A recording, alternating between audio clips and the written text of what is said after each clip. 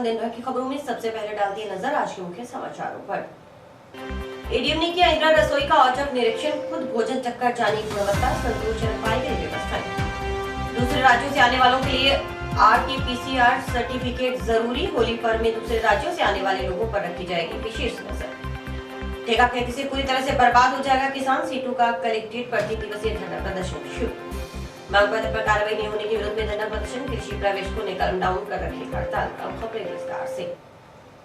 ADM Ashok आसीजा ने बुधवार को जंक्शन स्थित बालाजी रसोई का औचक निरीक्षण किया। इस दौरान एक व्यक्ति ने 8 रुपए की जगह 10 रुपए थाली लेने की शिकायत की। इस पर एडीएम ने मौके पर रसोई संचालकों से बात की तो उन्होंने कहा कि 2 रुपए खुले नहीं थे। इसके बाद मौके पर 2 रुपए खुले लाकर संबंधित व्यक्ति को दे भी दिए गए। अतिरिक्त जिला कलेक्टर अशोक आसीजा ने बुधवार को अन्य अधिकारियों के साथ जंक्शन में श्रीगंगानगर फाटक के पास संचालित इंदिरा रसोई का औचक निरीक्षण किया। निरीक्षण के दौरान नगर परिषद आयुक्त पूजा शर्मा व पीआरओ सुरेश बिश्नोई सहित अन्य अधिकारी साथ थे। एडीएम सहित सभी अधिकारियों ने खुद खाना चखकर भोजन की गुणवत्ता जानी। इसके अलावा साफ सफाई का भी जायजा लिया गया। रसोई में उस जगह का भी निरीक्षण किया गया जहां खाना तैयार किया जा रहा था। निरीक्षण के बाद मीडिया कर्मियों से बातचीत करते हुए एडीएम आसीजा ने बताया कि निरीक्षण से पहले उन्होंने इंदिरा रसोई की समीक्षा के लिए बैठक ली। बैठक के बाद इंदिरा रसोई का मौके पर जाकर अन्य अधिकारियों के साथ निरीक्षण किया। उन्होंने खुद भी खाना खाया, रसोई में व्यवस्थाएं देखी, भोजन की गुणवत्ता और साफ सफाई अच्छी पाई गई। रसोई में खाना खाने आए 2 लोगों से बातचीत में पता चला कि उनसे 8 की जगह 10 रुपए ले लिए गए, लेकिन बाद में संचालक से बात की गई तो उनका कहना था कि खुले रुपए नहीं होने के कारण वे उन्हें 2 रुपए नहीं लौटा सके। हालांकि बाद में उन्हें 2-2 रुपए लाकर दोनों को लौटा दिए गए। एक व्यक्ति को निःशुल्क खाना भी खिलाया गया। एडीएम आसीजा के अनुसार खाना स्वादिष्ट पाया गया। रात्रि 8 बजे बाद रसोई बंद होने से इसके बाद आने वाले लोगों को हो रही परेशानी के सवाल के जवाब में एडीएम ने कहा कि रसोई को देर तक खोलने के लिए राज्य सरकार को अवगत करवाया जाएगा। जो भी संशोधन होना है वह यहाँ से अपेक्षित नहीं, वह शासन से अपेक्षित है, वह करवाया जाएगा। रसोई की समीक्षा के लिए आज बैठक रखी गई थी। श्रीमान जिला कलेक्टर महोदय अन्य कार्यों में व्यस्त थे तो मीटिंग मैंने ली थी। उसके बाद मैंने ये मानस भी बनाया कि मौके पर भी जाकर के निरीक्षण किया जाए, तो इसलिए आज हनुमानगढ़ गंगानगर रोड पर स्थित जो इंदिरा रसोई है, बालाजी रसोई, उसका मैंने अन्य अधिकारियों के साथ निरीक्षण किया। खाना भी खा के देखा, पीछे जा कर के व्यवस्थाएँ भी देखी। साफ़ सफाई भी अच्छी है, खाने की व्यवस्था भी अच्छी है। 2 लोगों से पूछताछ पे पाया कि उनसे 8 रुपये की जगह 10 रुपये इन्होंने लिए हैं, लेकिन बाद में जब संचालक से पूछा तो उन्होंने कहा अभी खुले पैसे नहीं थे, तो उन्होंने ला के उनको वापस भी लौटा दिए पैसे। और एक व्यक्ति को निःशुल्क भी इन्होंने खाना खिलाया। मैंने खुद भी खाना खा के देखा, खाना स्वादिष्ट है, अच्छा है, संतोषप्रद है। टाइमिंग के संबंध में मैं जिला कलेक्टर महोदय को और राज्य सरकार को अवगत कराएंगे। जो भी संशोधन होना यहाँ से अपेक्षित नहीं है, वो शासन से अपेक्षित है, वो करवाएंगे। कोरोना की गाइडलाइन की पालना कराएंगे। Thank you. वैश्विक महामारी कोरोना संक्रमण के मामले अब धीरे धीरे बढ़ रहे हैं। जिले में संक्रमण के खिलाफ कोविड-19 टीकाकरण अभियान तेजी से चलाया जा रहा है। सैंपलिंग के साथ साथ बुजुर्ग नागरिकों और गंभीर बीमारियों से ग्रस्त लोगों का वैक्सीनेशन भी किया जा रहा है। ऐसे में होली के मद्देनजर जिला प्रशासन और चिकित्सा विभाग अलर्ट मोड में आ गया है। अब दूसरे राज्यों से आने वाले लोगों के लिए RT-PCR सर्टिफिकेट दिखाना जरूरी होगा। सीएमएचओ डॉक्टर नवनीत शर्मा ने बताया कि दूसरे राज्यों में कोरोना संक्रमण के बढ़ते मामलों को देखते हुए विभाग ने कोविड टेस्टिंग में तेजी लाने के लिए निर्देश दे दिए हैं। होली में दूसरे राज्यों से आने वाले लोगों पर विशेष नजर रखी जाएगी। अन्य राज्यों से आने वाले व्यक्तियों को अब RT-PCR सर्टिफिकेट आवश्यक रूप से दिखाना होगा। बाहर से आने वाले सभी लोगों की जिला प्रशासन द्वारा सख्त मॉनिटरिंग की जाएगी। रेलवे अधिकारियों और चिकित्सा विभाग द्वारा ट्रेन से आने वाले यात्रियों को RT-PCR सर्टिफिकेट दिखाना अनिवार्य कर दिया गया है। आने वाले लोगों के नाम, पते सहित समस्त जानकारियां नोट की जाएगी। कोई भी व्यक्ति बिना मास्क के रेलवे स्टेशन पर मिला तो उसका चालान काटा जाना अनिवार्य होगा और उसे पुनः ऐसा न करने के लिए पाबंद भी किया जाएगा। डॉक्टर शर्मा ने बताया कि कोरोना से बचाव के लिए टीकाकरण अनिवार्य है। टीके की 2 डोज लगवाने के बाद ही शरीर कोरोना से लड़ने के लिए सक्षम होगा। इसलिए बुजुर्ग व बीमार लोग अवश्य ही टीका लगवाएं। वैक्सीन लेने के बाद भी लोगों को कोविड-19 से बचाव के लिए जारी गाइडलाइन का पालन जारी रखना जरूरी है, क्योंकि वैक्सीन लेने के तुरंत बाद ही कोविड-19 का दौर खत्म नहीं होगा। इसलिए एहतियात जारी रखना चाहिए, जिससे भविष्य में किसी प्रकार की परेशानी उत्पन्न न हो। डॉक्टर शर्मा ने कहा कि कोविड-19 का संक्रमण अभी टला नहीं है, इसलिए जरूरी है कि हर व्यक्ति कोविड-19 की तय गाइडलाइन की पालना करे। मास्क व सैनिटाइजर का प्रयोग अनिवार्य रूप से किया जाए। जी, राज्य सरकार की गाइडलाइंस के अनुसार कल 25 तारीख से जो बाहर राज्यों से आने वाले जो लोग हैं उनके लिए RT-PCR रिपोर्ट लाना अनिवार्य हो जाएगा। कल इसका हम सख्ती से पालना करवाने की सुनिश्चितता करेंगे। और विशेषकर अभी होली आने वाली है तो होली पर भी जैसे कि सरकार ने आदेश जारी कर दिए कि सार्वजनिक स्थलों पर होली नहीं खेली जाएगी, तो अभी आदेश सर्कुलर नहीं आए हैं, लेकिन होली पर भी विशेष ध्यान रखना पड़ेगा, सोशल डिस्टेंसिंग वगैरह, और इसका प्रॉपर ध्यान रखेंगे। और हमारी तैयारियों को लेकर ये है कि डॉक्टर्स को हमने सबको कह दिया है कि बीमारी की पहले पहचान की जाए। अर्ली डायग्नोसिस पर हमारा ज़्यादा जोर है ताकि बीमारी आगे गंभीर ना बने और आगे फैलने से भी इसको रोका जा सके। और कॉन्टैक्ट ट्रेसिंग और सैम्पलिंग हम लोग बढ़ाने पर पूरा जोर दिया हुआ है। और सबसे हम राज कोविड इन्फो ऐप आती है एक, जो सभी मरीजों को हम डाउनलोड करवा रहे हैं, जिससे कि हम उनको ट्रेस कर पाएंगे और एक मैप पर अपन ये देख पाएंगे कि ज़्यादा केसेस किस एरिया में ज़्यादा केसेस आ रहे हैं। इसी के साथ साथ हमने कोविड वैक्सीनेशन की भी हमने पूरी तैयारियां की हुई है। और 1 अप्रैल से हो सकता है कि हम 45 से ऊपर वाले सभी के लिए सरकार के आदेश आ जाएं, तो 45 से ऊपर वालों को सभी को वैक्सीनेट करके हम ज़्यादा से ज़्यादा लोगों को वैक्सीनेट करेंगे। एसपी के निर्देशानुसार अवैध हथियार और जुआ सट्टा के खिलाफ चल रहे अभियान के दौरान पुलिस ने एक युवक को पिस्तौल सहित गिरफ्तार किया। पुलिस अधिकारियों ने बताया कि गश्त के दौरान एक युवक पुलिस को देखकर छिपने की कोशिश करने लगा। शक होने पर पूछताछ करने और तलाशी लेने पर युवक की पैंट की जेब से एक पिस्तौल बरामद हुआ, जिसके बाद युवक को गिरफ्तार कर लिया गया। युवक ने पिस्तौल श्रीगंगानगर से लाना कबूल किया है। बताया गया कि गांव के गुरप्रीत गौरी आदि ने इस युवक के साथ मारपीट की और युवक ने अपने और अपने परिवार को मारने की धमकी दी। इस वजह से अपनी सुरक्षा के लिए श्रीगंगानगर से पिस्तौल यह युवक लेकर आया है।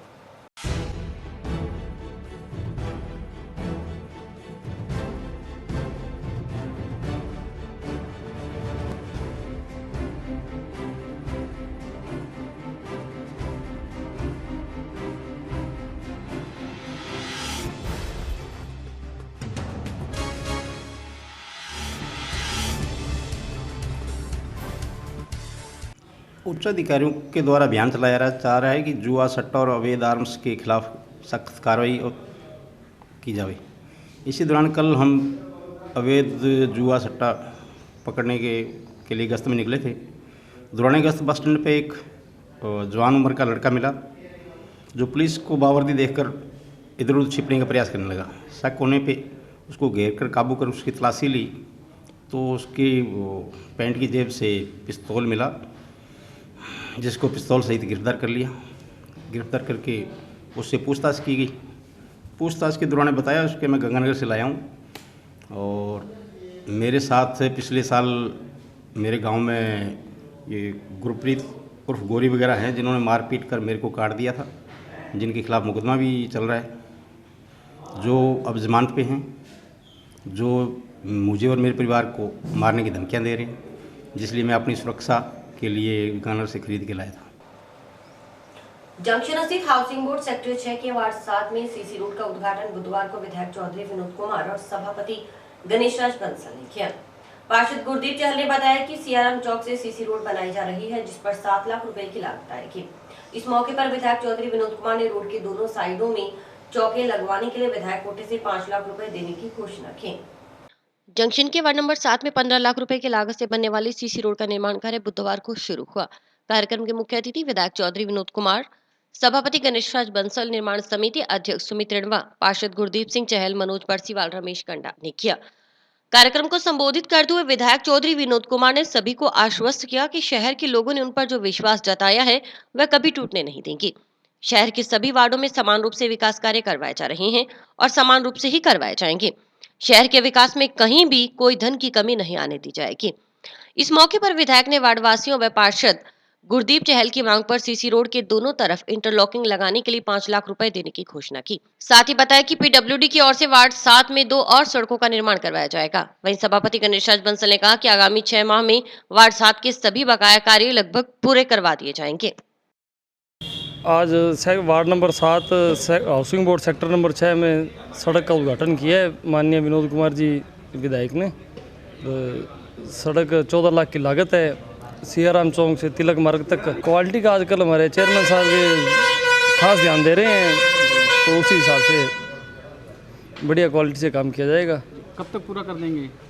3 दिन में काम पूरा हो जाएगा। विनोद चौधरी जी ने इस रोड के साइड में जो चौके लगेंगे उसके लिए 5 लाख रुपए विधायक कोटे से घोषणा की है। और साथ ही राजस्थान सरकार की जो 20 किलोमीटर की सड़क है उसमें एक सड़क हमारे को 2 सड़कें दी हैं।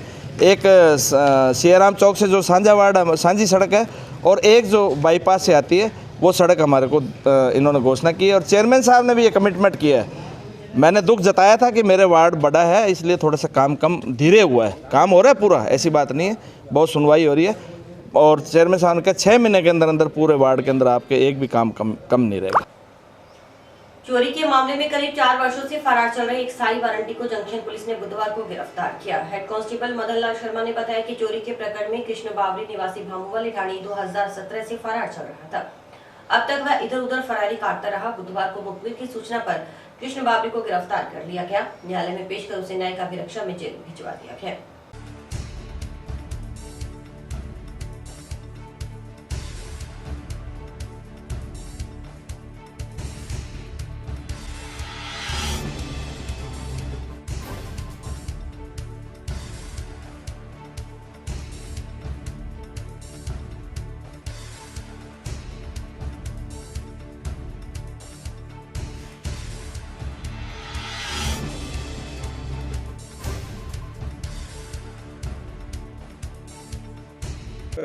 द्वारा चलाए जा रहे स्थायी वारंटों की धरपकड़ में आज कृष्ण पुत्र भाग सिंह बावरी निवासी भामुवाली ठाणी को गिरफ्तार किया गया है। और ये चोरी के प्रकरण में 2017 से फरार चल रहा था, जिसको आज गिरफ्तार कर न्यायालय में पेश किया जाएगा। संयुक्त किसान मोर्चा के पदाधिकारियों ने आंधी तूफान से नष्ट हुई फसलों का मुआवजा दिलाने की मांग को लेकर कलेक्टर को ज्ञापन सौंपा। ज्ञापन में बताया कि गत दिनों आए तेज तूफान से किसानों की 50% से ज्यादा फसलें खराब हो गई। ऐसे में किसानों की हालत खराब हो चुकी है। ज्ञापन में राज्य सरकार से मुआवजा दिलाने की मांग की गई।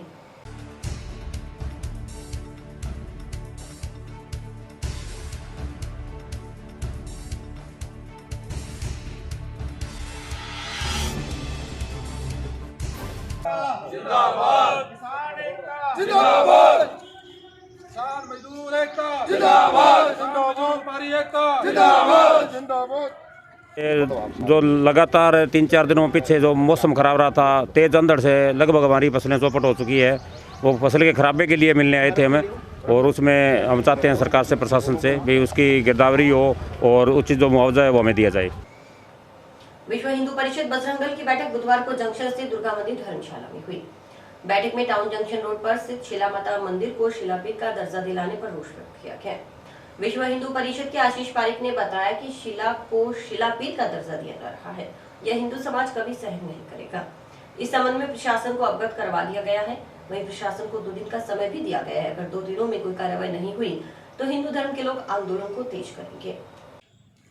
तो सीधी सीधी बात है कि हम सब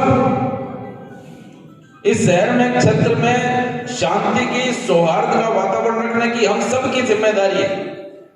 लेकिन सबका मतलब सब लोग हैं। फिर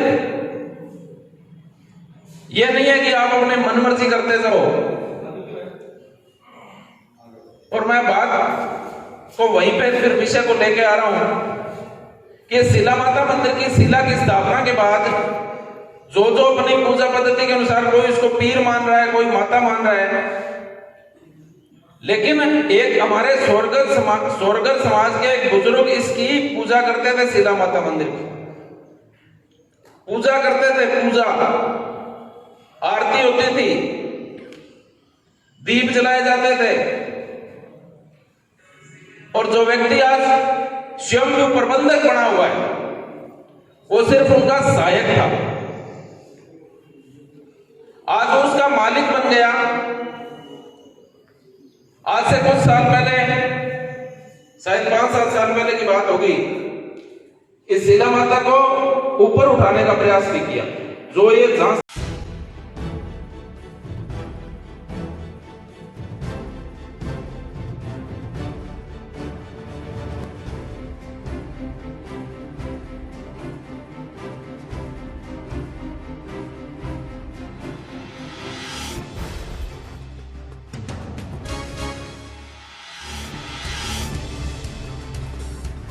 आप देख रहे होंगे काफ़ी समय से जो हमारी शीला माता है उसको एक मजार के रूप में परिवर्तन करने का जो ये षड्यंत्र ये लोग कर रहे थे, अंत में ये हुआ कि पिछले 10-15 दिनों से ही वो इस षड्यंत्र में सफल हुए। और इस बार हम लोगों ने नहीं, इस बार हिंदू समाज खुद चल के इसके लिए आगे आया है और हिंदू समाज ने कहा है कि अब ये हमें सहन नहीं है कि हमारे मान बिंदुओं पर किसी दूसरे व्यक्ति का परचम लहराए। इसलिए आज हम लोगों ने बैठक की है। आज शील माता मंदिर का जो प्रकरण था उसके दौरान प्रदर्शन किया और प्रशासन से मांग की है कि हमारा शील माता मंदिर जैसे पुराने रूप में था हमें वैसा ही वापस चाहिए। उस पर जिस किसी ने भी अपना कब्जा कर रखा है उसको तुरंत प्रभाव से हटाया जाए और हमें सुपुर्द किया जाए और हमें हिंदू संहिता के हिसाब से उसकी पूजा पाठ करने की इजाज़त दी जाए। कलेक्टर साहब ने आश्वासन दिया है कि आप जैसा चाहोगे वैसा ही होगा। एसडीएम साहब का निर्देश प्राप्त होने के बाद टाउन के अंदर शिला पीर का जो स्थान बना हुआ है वहाँ पर गया था। शिकायत प्राप्त हुई थी कि वहाँ पर कोई अव्यवस्थाएँ हो रही हैं, सांप्रदायिक बातें बताई। मैं वहाँ मौके पर गया तो मंदिर का पुजारी था वो थाने के अंदर गया हुआ था कोई बात के लिए और वापस थानेदार जैसा भी आए, हमने आकर के पुजारी से होगा, पुजारी ने ताला खोल दिया था। आम पब्लिक जो भी दर्शनार्थ आई हुई थी वो सबने दर्शन किए, दूध वगैरह जो भी वो चढ़ाते हैं चढ़ाया था और चादर उस वक्त कोई नहीं उड़ाई हुई थी, मतलब चढ़ाई हुई थी।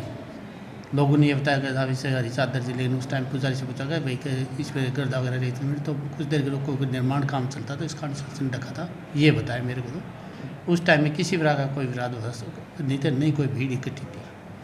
दर्शनार्थी आए थे, 2 जन मेरे सामने दर्शन करके अपने स्थान पर निकल गए थे। आज ज्ञापन भी दिया था साहब? आज ज्ञापन देने के लिए आए थे वो लोग, अन्य लोग आए थे, लेकिन ये कल वहाँ मौजूद नहीं थे।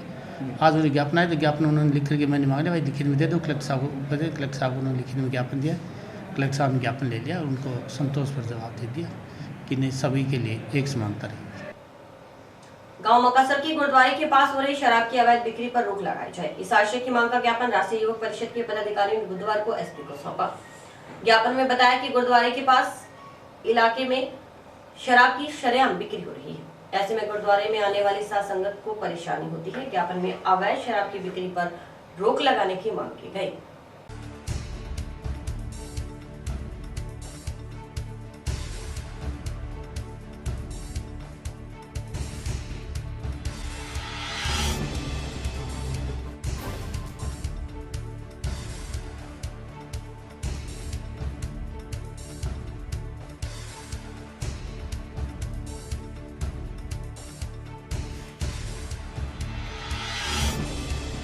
मक्कासर के अंदर गुरुघर है जी, उसके पास चारों तरफ दाएं बाएं सारी तरफ अवैध दारू बिकती है जी। दारू पीने के बाद वहाँ कोई औरतें जाती है गुरुद्वारे के अंदर है तो फतियाँ कसते हैं, तो इतना बदहा लगता है जी। बहुत बढ़िया हमने विज्ञापन दिया है जी, हमारे यहाँ जग्गी सरपंच था जी, उसके टाइम में भी दिए तो उन्होंने राम प्रताप जी थे उनकी सिफारिश की, वो वापस वैसे ही चल रहा है जी, उन्होंने कोई मदद नहीं की।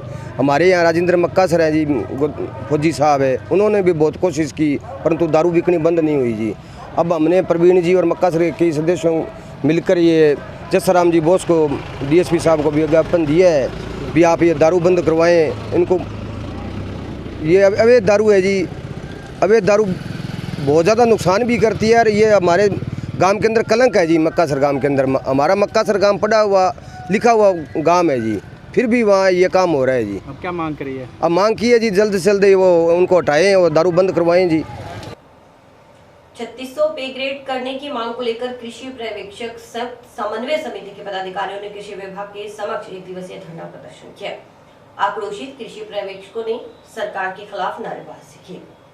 धरना स्थल पर हुई सभा को संबोधित करते हुए संगठन के प्रदेश संयोजक अमर सिंह सहारण ने कहा कि कृषि पर्यवेक्षक 16 सूत्री मांग पत्र के समाधान के लिए लंबे समय से संघर्ष कर रहे हैं। धरना प्रदर्शन विज्ञापन आदि के माध्यम से कई बार सरकार को अवगत करवाने के बावजूद कोई संतोषजनक कार्रवाई नहीं की गई। इस कारण संगठन सदस्यों में आक्रोश है। जिलाध्यक्ष बेअंत सिंह ने कहा कि सरकार को चेताने के लिए आज 1 दिवसीय कलम डाउन हड़ताल करते हुए धरना प्रदर्शन किया जा रहा है। यदि सरकार जल्दी मांगों पर कोई कार्रवाई नहीं करती तो मजबूरन आंदोलनात्मक कदम उठाना पड़ेगा। सभा के पश्चात मुख्यमंत्री कृषि मंत्री के नाम ज्ञापन कृषि विभाग के उपनिदेशक दानाराम गोदारा को सौंपा गया।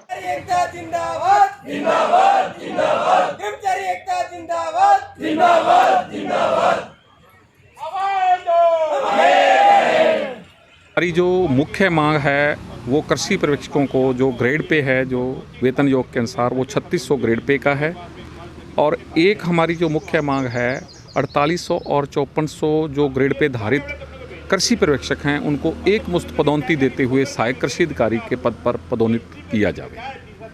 और अगर सरकार हमारी और एक कृषि पर्यवेक्षक और सहायक कृषि अधिकारी का जो अनुपात है वो 1:, राजस्व विभाग के अनुसार जैसे पटवारी और गिरदावर का है 1:4, वैसे हमारा कृषि पर्यवेक्षक और सहायक कृषि अधिकारी का जो अनुपात है वो भी 1:4 किया जाए। क्योंकि जोग्राफिकल एरिया में जितने में जोग्राफिकल एरिया में पटवारी काम करता है उससे कई गुना ज़्यादा जोग्राफिकल एरिया में कृषि पर्यवेक्षक काम करता है।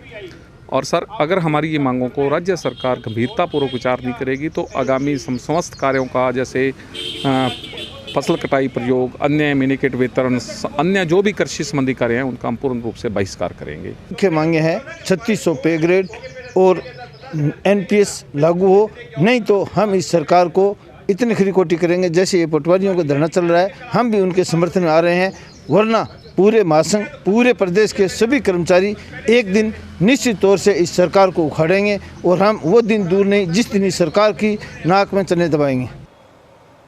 केंद्र सरकार द्वारा लागू किए गए तीनों कृषि कानून और निजीकरण के खिलाफ FCI और वेयर हाउस के आह्वान पर FCI और अनाज मंडियों के मजदूरों ने कलेक्ट्रेट पर प्रदर्शन कर विरोध प्रकट किया। इससे पहले जिले के तमाम मजदूर जंक्शन स्थित लाल चौक पर इकट्ठा हुए यहां से जुलूस के रूप में कलेक्ट्रेट पहुंचे।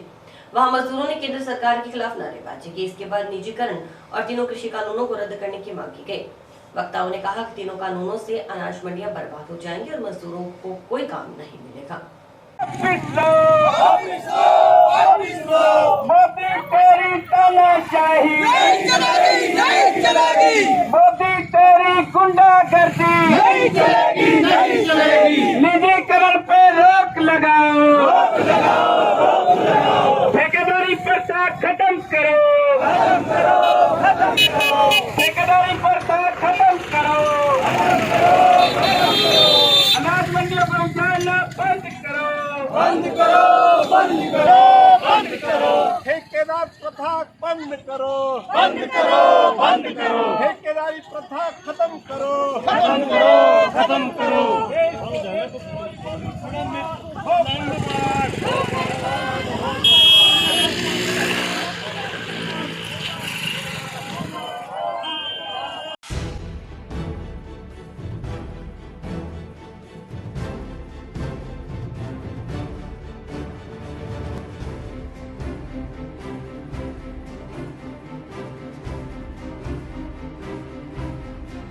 इंडिया कोऑर्डिनेशन कमेटी FCI और वेयर हाउस के आह्वान, राष्ट्रीय आह्वान पर पूरे हिंदुस्तान के अंदर कार्यक्रम हो रहा है। उसी के तहत आज हम भी हनुमानगढ़ ज़िले में भी बड़ी संख्या में FCI, RSWC और सेंट्रल वेयर हाउस के मजदूर और अनाज मंडियों के इससे संबंधित मजदूर हैं, उन्होंने आज हनुमानगढ़ जिलाधीश कार्यालय पर विशाल प्रदर्शन किया है।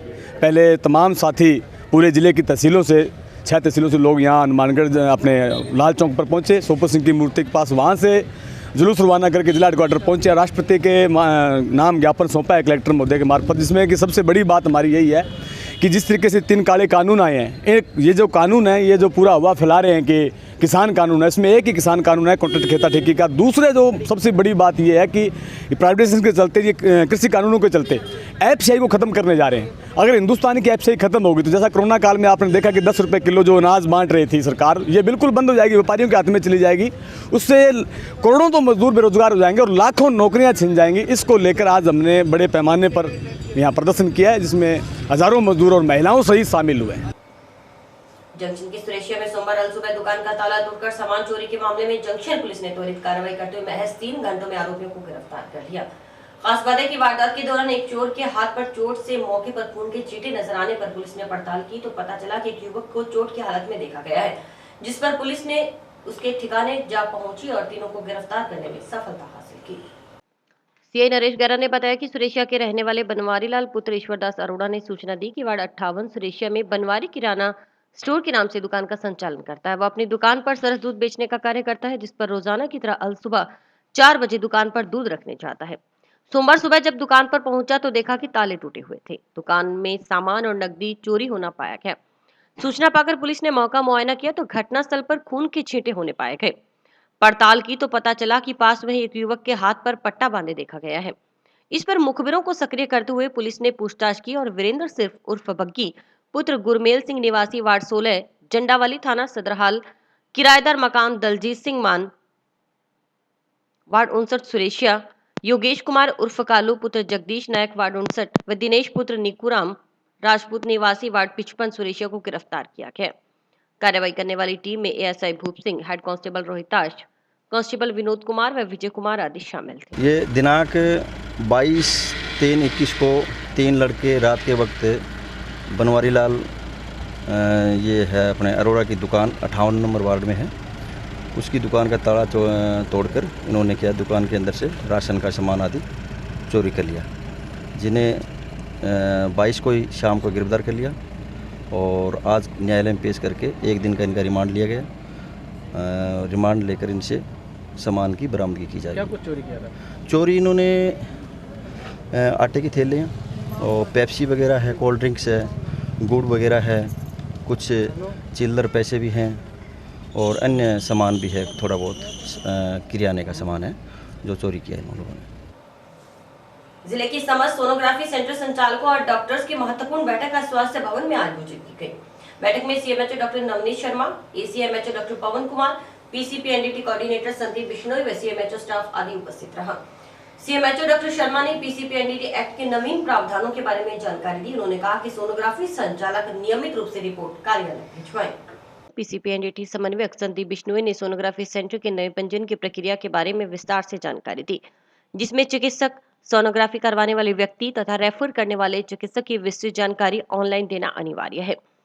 सोनोग्राफी सेंटर का पूरा पता, सेंटर में उपलब्ध विभिन्न मशीनों, उपकरणों की भी पूरी जानकारी देना आवश्यक होगा। इसके साथ ही सोनोग्राफी सेंटर में कार्यरत सभी चिकित्सकों व कर्मचारियों की जानकारी देना भी अति आवश्यक होगा। उन्होंने गत वर्ष में विभाग द्वारा किए गए कार्यों और निकाय संबंधी कार्रवाइयों के बारे में भी स्लाइड दिखाई। बताया गया कि सेंटर के संचालक को डिक्लेरेशन देना जरूरी है। सेंटर को जारी प्रमाण पत्र भी ऑनलाइन ही प्राप्त हो सकेगा, जिसका प्रदर्शन सोनोग्राफी सेंटर पर किया जाना जरूरी है। सीएमएचओ कार्यालय के अंदर जिले के सभी सरकारी और निजी सोनोग्राफी सेंटर्स है, उनकी पीसीपीएनडीटी एक्ट को लेकर के कार्यशाला की गई और उसमें सभी जो निजी अल्ट्रासाउंड सेंटर है और हमारे जो गवर्नमेंट के अल्ट्रासाउंड सेंटर है, उनके प्रभारियों को निर्देश दिया गया कि जो पीसीपीएनडीटी एक्ट है उसका बिल्कुल सख्ती से पालन किया जाए। सेंटरों पर गर्भवती महिलाओं की जो एफआरएम उसकी एंट्री एकदम प्रॉपर तरीके से हो, मंथली रिपोर्ट्स आप हमें भिजवाएं एकदम टाइम के अंदर। और उसके अलावा जो कोविड का जो ये एंडेमिक चल रही है, उसके अंदर भी अगर कोई सीटी स्कैन वाले पेशेंट आते हैं आपके पास में सोनोग्राफी सेंटर पे, तो उसका रिकॉर्ड अलग से रखा जाए ताकि उन मरीजों को हम ट्रेस करके, और कोविड की वैक्सीनेशन है उस पर बहुत ज़्यादा ध्यान दिया जा सके और लोगों को इस महामारी से बचाया जा सके। और इसके अलावा प्रधानमंत्री सुरक्षित मातृत्व दिवस हमारे प्रधानमंत्री के आदेश से हर महीने की 9 तारीख को मनाया जाता है। उसके अंदर हम जो है महिलाओं की निःशुल्क अल्ट्रासाउंड जांच के लिए प्रतिबद्ध हैं सरकार। उसी संदर्भ में हमने सभी अल्ट्रासाउंड सेंटर्स को ये कहा कि जो 200 रुपये का प्रावधान राज्य सरकार द्वारा प्रति अल्ट्रासाउंड किया गया है, तो कृपया करके इसमें अधिकाधिक लोगों को लाभान्वित कीजिए। और जो रेफ़र है, हमने हमारे डॉक्टर्स को बोला है कि वो भी ढंग से करें, अनावश्यक रेफ़र नहीं करें, और इसका भुगतान जो है आप समय पर हमारे संस्थान से ले सकते हैं। और इसके अलावा कोई अगर निजी तौर पर भी कोई सेवा संस्थान करना चाहता है अल्ट्रासाउंड वाला, तो वो भी हमें बता दीजिए, हम उसकी जो है उसके लिए नीचे निर्देश दे देंगे और वो आपके संस्थान पर रेफ़र कर देंगे। तो आज करें। गेहूं की न्यूनतम समर्थन मूल्य पर खरीद ऑफलाइन करने की मांग को लेकर संयुक्त किसान मोर्चा के शिष्टमंडल ने बुधवार को प्रधानमंत्री के नाम कलेक्टर के नाम ज्ञापन सौंपा। इस मौके पर मोर्चा के प्रोफेसर ओम जांगू ने कहा कि किसान की ओर से देश के अनाज भंडारों और आम व्यक्ति के लिए कड़ी मेहनत से गेहूं का उत्पादन किया जाता है। भारत सरकार ने इस वर्ष गेहूं के न्यूनतम समर्थन मूल्य खरीद में ऑनलाइन रजिस्ट्रेशन की अनावश्यक शर्त लगाई है। इससे रबी फसल की कटाई और खरीफ फसल की बिजाई में लगे किसानों को अनेकों अनावश्यक परेशानियों का सामना करना पड़ेगा। किसान एकता जिंदाबाद, किसान एकता जिंदाबाद, किसान एकता जिंदाबाद, किसान मजदूर व्यापारी एकता जिंदाबाद जिंदाबाद जिंदाबाद, किसान मजदूर व्यापारी एकता जिंदाबाद जिंदाबाद जिंदाबाद, समर्थन मूल्य पर गेहूं खरीद ऑफलाइन करो, ऑफलाइन करो, ऑफलाइन करो। गेहूं खरीद ऑफलाइन करो, ऑफलाइन करो, ऑफलाइन करो। गेहूं खरीद ऑफलाइन करो, ऑफलाइन करो, ऑफलाइन करो। आज हम हनुमानगढ़ जिला कलेक्टर से इस बात के लिए मिले हैं। हमारे पूरे संयुक्त किसान मोर्चा का जो ज़िले का डेलीगेशन है उसने जिला कलेक्टर से मिलकर ये मांग की है कि गेहूं की जो खरीद है वो ऑफलाइन की जाए। हमारा तर्क ये है कि आज किसान के पास भंडारण की क्षमता नहीं है। वो समय अलग था जब किसान के खेत में मणों में गेहूं हुआ करती थी। आज किसान ने अपनी हाड़ तोड़ मेहनत से सांपों का सिर फोड़ के टनों में गेहूं का उत्पादन शुरू कर दिया है। उसके पास भंडारण की क्षमता नहीं है। मौसम ख़राब हो रहा है, रोज़ाना आंधी और तूफ़ान आ रहे हैं। ऐसी स्थिति में उसको अगर ऑफलाइन ख़रीद नहीं होती है तो गेहूं अपने खेतों में डालना पड़ेगा, जहां उसकी चमक और क्वालिटी ख़राब होने की संभावना बनी रहती है। हमने जिला कलेक्टर महोदय से ये अनुरोध किया है कि आप इसकी ऑफलाइन ख़रीद करवाएं। जिस तरीके से पिछले सालों में एक दिन में जितने गेहूं के थैले खरीदे जाते थे उसका अनुपात बढ़ाते हुए किसानों को राहत देने के उद्देश्य से इसमें तेज़ी लाई जाए। क्योंकि एक तो ये कटाई का समय है, रबी फसल की कटाई है और खरीफ फसल की बिजाई है। अगर समय पर किसान को भुगतान नहीं मिलेगा, आप लंबे दिनों तक रजिस्ट्रेशन करके लंबी तारीखें देंगे तो किसान को मजबूरन सस्ती दरों पर अपना अनाज बेचकर खाद, बीज, डीजल ये लेना पड़ेगा। अब की बार तो और भी बड़ी दिक्कत है किसान के पास। पिछली बार जब उसने गेहूं काटी, नरमे की बिजाई की, तो उसको 1 ड्रम गेहूं जो डीजल था वो 13,000 रुपये में मिल रहा था। इस बार 18,000 रुपये में मिल रहा है। हर चीज़ महंगी है। डीएपी के बारे में भी कहा जा रहा है कि जो नया प्रिंट आ रहा है वो 1700 रुपये का आ रहा है, जबकि पिछली बार 1100 रुपये का था। ऐसी स्थिति में उसके सामने आर्थिक संकट है। तो सरकार ये जो तरह तरह की अड़ंगेबाजी करके और हमारी जो एमएसपी है उसको ख़त्म करना चाह रही है, हम उसको ख़त्म नहीं होने देंगे। और इसी के साथ समाचार समाप्त हुए। रोजाना देखते रहिए समाचार। नमस्कार।